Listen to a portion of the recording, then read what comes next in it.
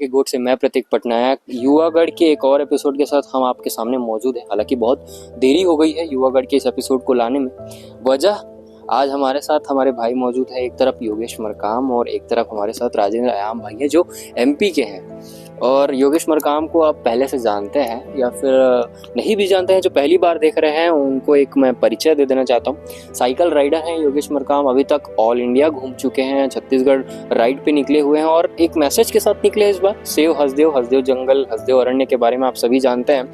जिस तरह अमेज़न जो है वो भारत का फेफड़ा माना जाता है, उसी तरह जो हसदेव है वो छत्तीसगढ़ का फेफड़ा माना जाता है। वहाँ पर जो कटाई चल रही है, जो कोयला खनन के लिए जो भी जंगल काटे जा रहे हैं, उसका मैसेज दे रहे हैं कि उसे बचाया जाए। तो हालांकि हम बात उस विषय पे नहीं करेंगे, हम बात करने वाले हैं आज योगेश से, उनकी जर्नी के बारे में, उनकी राइडिंग के बारे में, और थोड़ी चर्चा हम राजन भाई से भी करेंगे क्योंकि हमारे छत्तीसगढ़ के मेहमान हैं ये। इसलिए सबसे पहले योगेश भाई एक परिचय दे देंगे कि आप जो है साइकिल राइड कर रहे हैं, उसकी शुरुआत कब हुई और कैसे आपके दिमाग में आया कि आपको साइकिल से जो है छत्तीसगढ़ या पूरे देश का भ्रमण करना है। सबसे पहले तो जितने भी दर्शक दे रहे हैं उनको मेरा जय जोहार, जय छत्तीसगढ़। मेरा नाम योगेश कुमार मरकाम है और मैं छत्तीसगढ़ के अंतिम छोर नगरी सिहावा क्षेत्र के एक गांव है छोटा सा लिखमा, वहां का निवासी हूं। और जैसे कि आपने बोला कि मेरा जो जर्नी है और ये साइकिलिंग राइड कब स्टार्ट हुआ था, तो ये 2022 में 26 मार्च 2022 को जो मेरा साइकिल राइड है वो स्टार्ट हुआ था। और मैं क्यों किया साइकिलिंग, और मैं साइकिल से ही ट्रेवल करने के लिए पूरा भारत क्यों निकला था, क्योंकि हर किसी को एक चाह है कि कुछ यूनिक काम करें और अपने क्षेत्र में कुछ अलग नाम बनाए, अपने माँ पापा का नाम रोशन करें, अपना क्षेत्र का नाम रोशन करें। तो मैं गूगल पे सर्च मारता था कि हमारे छत्तीसगढ़ में कौन कौन लोग क्या क्या करके रखें। तो फिर सब अपने अपने फील्ड में बहुत हमारे छत्तीसगढ़ माहिर हैं। तो साइकिल से मेरे को पता चला साइकिल से कोई इंडिया नहीं घुमा है, तो मैं सोचा कि मैं ही इंडिया घूमने निकलूंगा। तो उसी दिन प्लानिंग बन गया, 26 मार्च 2022 को मैं पूरा इंडिया घूमने निकला। अच्छा, तो आपकी शुरुआत ऐसे हुई, जर्नी ऐसे शुरू हुई। तो जब कोई भी काम, जाहिर सी बात है, कोई भी काम शुरू करता है व्यक्ति तो रुकावटें बहुत आती हैं, बहुत सारे चैलेंजेस आते हैं। तो वो चैलेंजेस के बारे में जानना चाहेंगे हम, क्योंकि आप एक युवा है और एनर्जी बहुत होती है, जाहिर सी बात है, लेकिन कहीं ना कहीं रुकावटें आती है क्योंकि साइकिल से आप पूरा देश घूम रहे हैं, छत्तीसगढ़ घूम रहे हैं।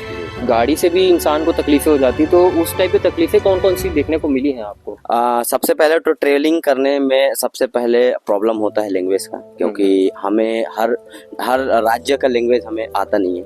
और जैसे कि अपन साउथ में गए तो साउथ में वहाँ पे हिंदी ज़्यादा बात नहीं करते हैं, तो अपन लोकल लैंग्वेज बात करते हैं, तो वो लैंग्वेज का दिक्कत होता है।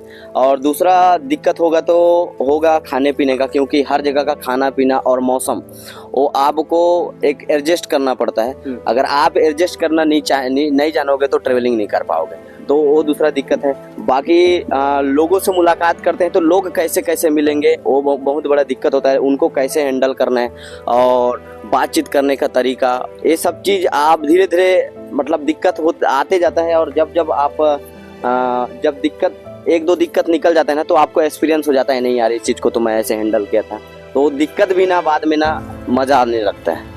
ये मैसेज पहला मैसेज लेके निकले हैं हसदेव का कि इसके पहले भी आप जब साइकिल राइड कर रहे थे तो कोई और मैसेज रहा था आपका जब साइकिल राइड आप कर रहे थे? इससे पहले मैं ऑल ओवर इंडिया घूम चुका हूँ, तो उसमें मेरा मैसेज था green India, clean India, Bharat को स्वच्छ बनाओ, पेड़ लगाओ, और अपने छत्तीसगढ़ टूरिज्म को मैं प्रमोट करता था।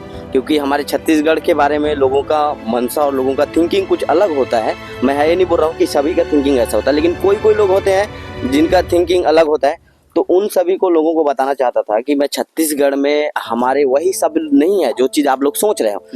हमारे छत्तीसगढ़ में बहुत सारे पर्यटन स्थल है, मंदिर है, वाटरफॉल है, और ऐसे बहुत हमारे संभाग में बहुत सारा, सरगुजा संभाग हो गया या बस्तर संभाग हो गया, इतना सारा घूमने के लायक जगह है। तो उस सभी को आप लोग विजिट करने आओ, तो इस चीज़ को मैं प्रमोट करता था। अच्छा, आपने बात बहुत अच्छी की है छत्तीसगढ़ पर्यटन की, और जाहिर सी बात है जनजातीय क्षेत्र से आप आते हैं, खुद भी जनजाति का एक हिस्सा रहे हैं। तो ऐसे में लोगों की एक मानसिकता बन गई कि यार जनजातीय क्षेत्र जो होता है पिछड़ा हुआ होता है, और आप जो है एक चेहरा बन गए हैं। क्योंकि जहाँ भी देखा गया है लोगों की मानसिकता यही है कि जनजाति व्यक्ति हो गए, जनजाति क्षेत्र के जो प्राणी हो गए या जो निवासी हो गए, जो जंगल में वास करते हैं, बहुत ही बैकलॉग किस्म के होते हैं, पिछड़े हुए होते हैं। तो ये चेंज कितना ज़रूरी है, लोगों की जो मानसिकता है इसके बारे में बताइए थोड़ा। हाँ बिल्कुल ज़रूरी है। जैसे कि अभी मैं बस्तर घूम रहा था, तो बस्तर में मैं बहुत अंदर अंदर गांव में गया। बस्तर में मैं बहुत अंदर अंदर गांव में गया हूँ। जैसे कि एक गांव है उस साइड में नेतीनार करके, उससे आगे 10 किलोमीटर दूर गए थे गांव में। तो उस गांव में अभी तक वहाँ ना बिजली है, ना लाइट गया है, ना रोड नहीं है, कुछ भी नहीं है। तो उनको पानी लाने के लिए बहुत दूर से लाना पड़ता है, मतलब वो भी नल भी नहीं है। तो वो लोग क्या करते हैं, झरना पानी आता है, इकट्ठा होता है, वहाँ का पानी लाते हैं और पीते हैं। तो वो सब जो समस्या है उनको, मतलब एक उनको सुविधा मिल पाए, अच्छा एक नल हो जाए या बिजली हो जाए। बिजली बहुत ज़रूरी है। चलो वहाँ पे नहीं है तो सोलर प्लेट दिया जाए कि वो लोग लाइट जलाएं, या वो रोड नहीं है, चलो पहाड़ी इलाका है तो थोड़ा बहुत तो रोड बनवा सकते हैं वहाँ पे। तो ऐसे बहुत अंदरूनी इलाका है हमारे छत्तीसगढ़ में भी और बाहर देश में भी, जहाँ पे अभी भी बहुत सुविधाओं का ये है। जैसे कि अभी हम गए थे मैन पार्ट में, तो मैन पार्ट में गए थे, तो मैन पार्ट में भी ऐसा ही है। वहाँ पे बहुत एक जनजाति है, कोरवा जनजाति, जो लोग वहाँ अभी भी पहाड़ में रहते हैं। और मैं एक बच्ची को पूछा कि आप स्कूल जाते हो क्या बोल के, तो वो बोले कि नहीं। बच्चे बोलता है मैं स्कूल नहीं जाता हूँ। मैं बोला क्यों नहीं जाते हो, तो बोला स्कूल बहुत दूर है। तो स्कूल वहाँ से 15 किलोमीटर दूर है। तो वहाँ का एक निजी समस्या भी है और एक समस्या ये भी है कि उधर पे हाथियों का बहुत आतंक है। जो स्कूल बन रहा था वो मतलब तोड़ दिया गया, मतलब टूट गया, हाथियों ने पूरा तोड़ ताड़ के सत्यानाश कर दिया। लेकिन मैं चाहता हूँ कि जो 15 किलोमीटर का डिस्टेंस है उसको कम किया जाए, या हम जैसे नौजवान युवक हैं वहाँ पे जाके हम लोग पढ़ाई अगर हम लोग करवाते हैं उनका, तो ये बेटर होगा। या सरकार कुछ करेगा तो ये भी जब बहुत ज़्यादा बेटर होगा। अच्छा, ये एक अच्छी बात की आपने। तो फिर से मैं उसी मुद्दे पे आऊँगा कि क्योंकि आप तो अपने स्तर पे बदलाव लाने के लिए बहुत अच्छा कार्य कर रहे हैं जी। तो आपके समाज, या जाहिर सी बात है किसी भी समाज के युवा की क्या जिम्मेदारी बनती है चीज़ों को बदलने के लिए, कैसे बदल सकते हैं जो आप बता रहे हैं समस्याएं, आखिर कैसे युवा बदलेगा उसको? क्योंकि कहीं ना कहीं आप कोरवा जनजाति हो गई या फिर पिछड़ी हुई कोई भी जनजाति हो गई, वहाँ युवा होते हैं। जी जी। तो वो युवा संस्कृति का भी पालन करते हैं, लेकिन जी। समय के साथ परिवर्तन आ रहा है, हाँ। शिक्षा पहुंच रही है, तो कैसे बदलेगा वो? हाँ, जरूरी है। जैसे कि आपने बोला कि वहाँ के जो युवा हैं, अब मेन तो है कि जो युवा है ना वो लोग ही ज़्यादा शिक्षित नहीं। अगर उन लोग को शिक्षा, अगर हम लोग यहाँ पे सिटी में रह रहे हैं, हमको पता है, हम लोग जा रहे हैं कोरवा जनजाति के यहाँ देखने जा रहे हैं। जैसे कि मैं गया हूँ वहाँ पे, तो बहुत लोग जाते हैं देखने के लिए वहाँ पे।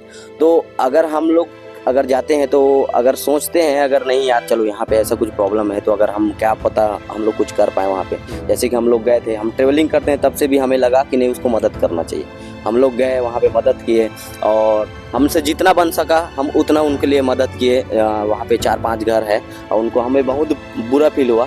और मैं आदिवासी फैमिली से बिलोंग करता हूँ तो मेरे को तो और ही ज़्यादा अच्छा नहीं लगा, तो फिर मैं उनको हेल्प किया।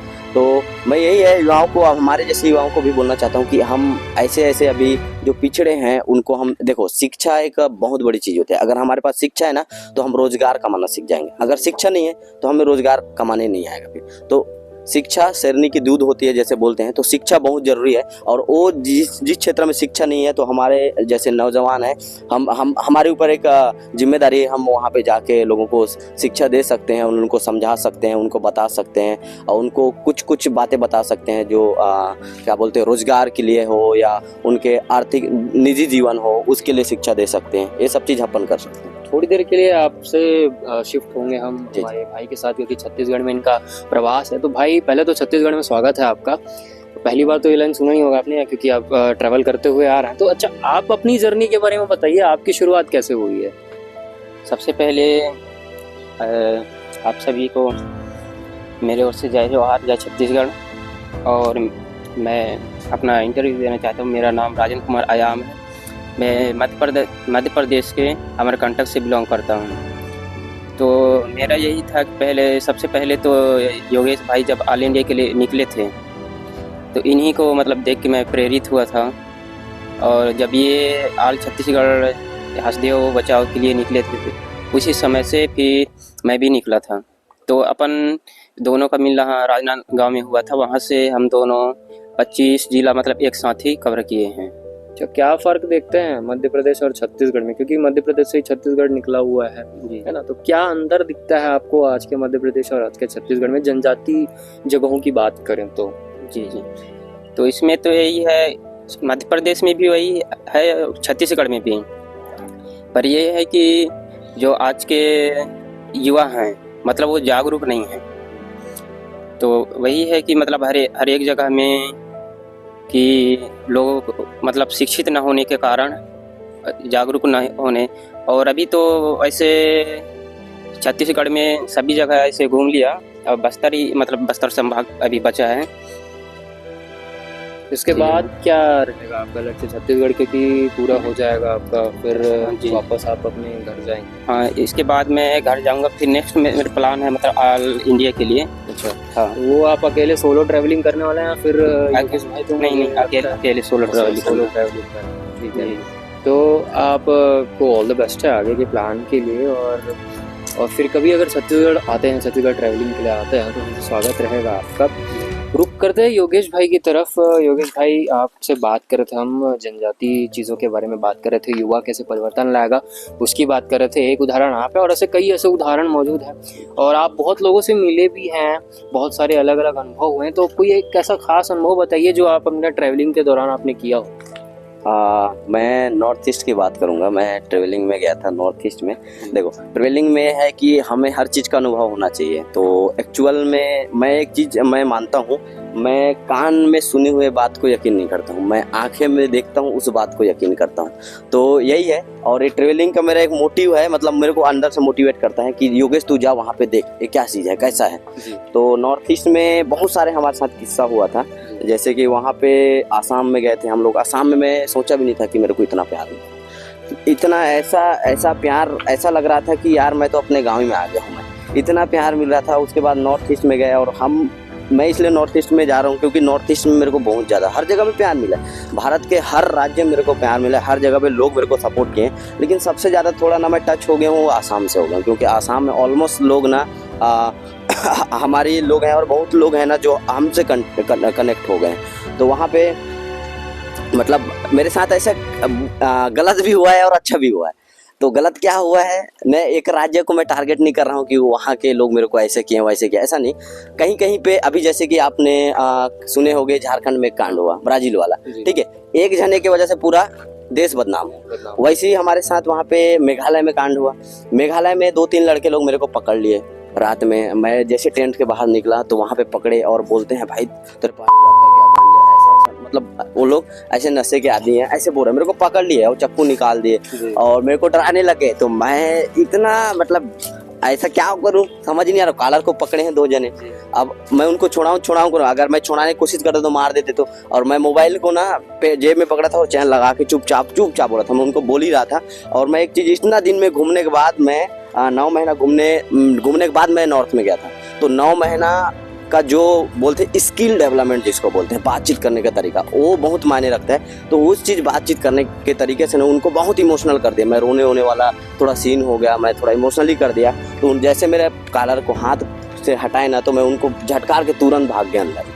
तो ऐसा हुआ। तो हम लोग मेघालय में ज़्यादा दिन नहीं रुके, फिर वहाँ से निकल गए हम मेघालय से कि यार चलो यार मेघालय में, मतलब ये नहीं बोल रहा हूँ कि मेघालय में मतलब मेघालय ही पूरा ख़राब है, ऐसा नहीं है। मतलब एक शुरू स्टार्टिंग के दिन ही मेघालय में ऐसा हुआ ना, तो मेरे को थोड़ा अच्छा नहीं लगा। बाकी हम लोग घूमे, मेघालय में भी बहुत जगह घूमे।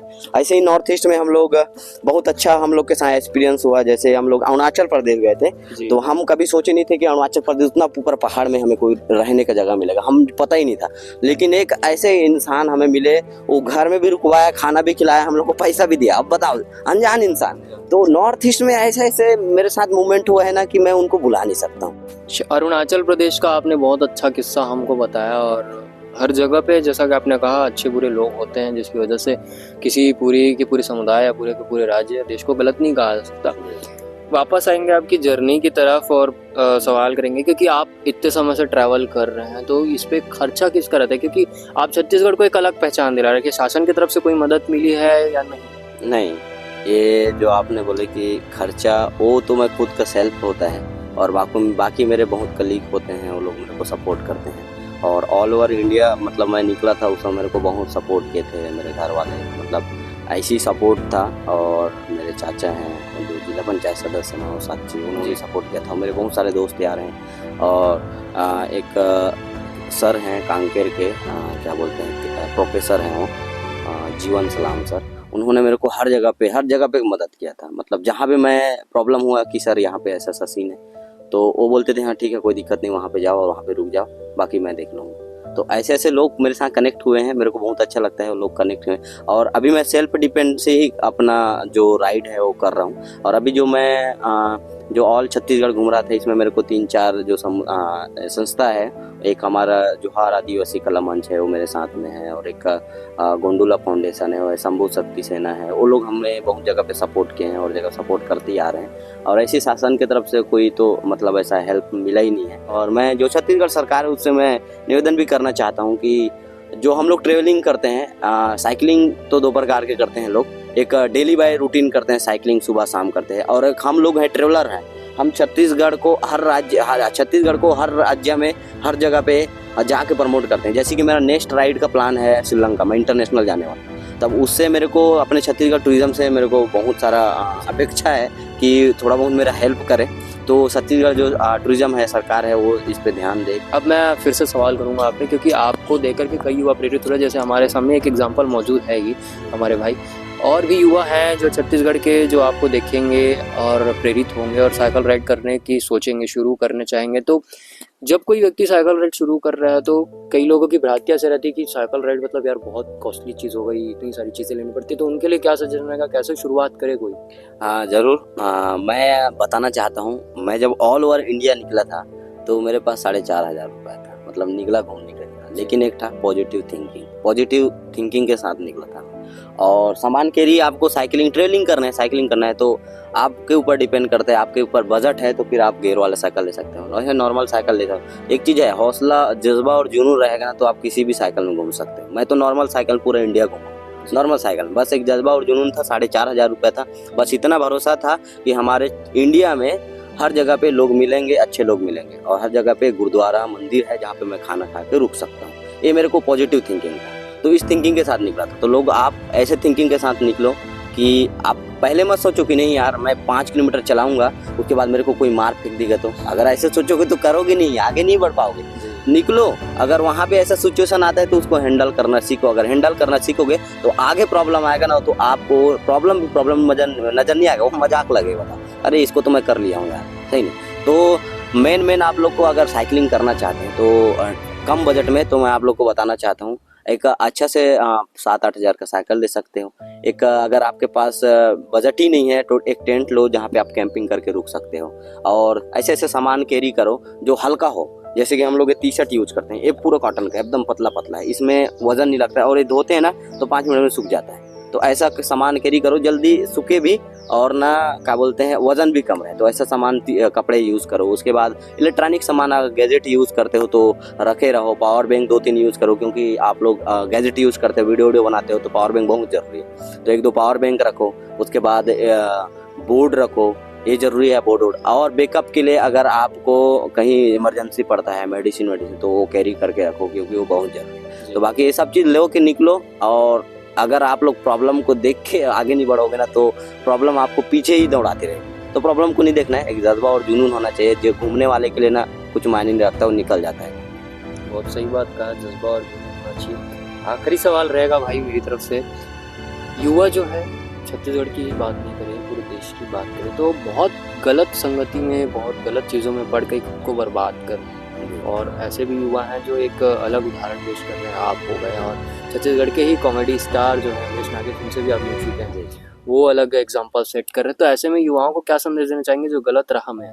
नहीं, मैं यही बोलना चाहता हूँ। और बहुत लोग बोलेंगे यार छोटा सा बच्चा हमें क्या सिखा रहा है, तो मैं सिखा नहीं रहा हूँ, मैं बता रहा हूँ कि जो चीज़ आप लोग जिस ट्रैक में गए हो उस ट्रैक से थोड़ा हट के आओ। जिस दिन, मैं एक ही चीज़ बोलना चाहूँगा, इसमें और कुछ उदाहरण नहीं दूंगा, जिस दिन आपको अपने मम्मी पापा का नाम ऊंचा करने का सपना होगा ना तो आप उस चीज़ को छोड़ के इसमें आ जाओगे। नहीं, मेरे को चीज़ करना, तो गलत संगत में छोड़ के ना आप इस संगत में, बस यही चीज़ कहना चाहूँगा। जिस दिन आप लोग अपने मम्मी पापा का नाम को ऊपर उठाना चाहोगे ना, देखना चाहोगे नहीं इसी स्तर में रहे, मेरे माँ पापा का नाम रोशन करे, नाम रोशन मैं करूँ। मैं तो एक बेटा हूँ, अगर मैं पैदा हुआ हूँ और माँ पापा का नाम रोशन नहीं करूँगा तो मेरे को धिक्कार है, मैं ऐसे बेटा का क्या होगा, सही नहीं। तो ऐसा काम करो कि एक चीज़ मैं बोलना चाहूँगा, ऐसा काम करो कि नाम बन जाए, नाम ऐसा करो कि नहीं, काम ऐसा करो कि नाम बन जाए, और नाम ऐसा करो कि काम लेते ही नाम बन जाए, सही ना। तो ऐसा ही काम करो, तो उसमें माँ पापा भी खुश रहेंगे। आज मेरे मम्मी पापा लोग खुश हैं, उनका अच्छा से लोग जानते हैं। चलो ये चीज़ अच्छा लगता है कि राइडर के पिता हैं,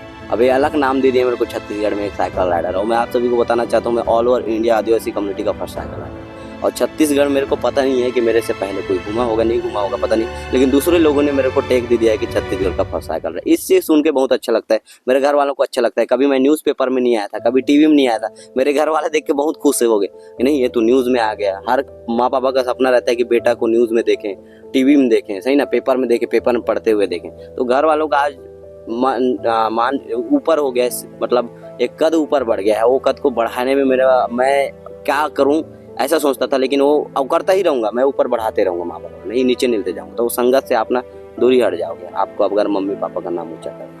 चलो बहुत बहुत धन्यवाद भाई योगेश आपको, और राजन भाई आपका भी, आपने बहुत कीमती समय दिया है। अब यहाँ से आगे आपकी जर्नी है जो कांकेर की तरफ आप बता रहे हैं, तो उसके लिए ऑल द बेस्ट है आप दोनों को। बिना किसी रुकावट के आप जो है जर्नी पूरी कर ले, और दोबारा मुलाकात करेंगे आपसे बहुत जल्दी जब आप हो सकता है श्रीलंका इंटरनेशनल जाने की बात कर रहे हैं, तब फिर मिलेंगे। तब तक के लिए धन्यवाद।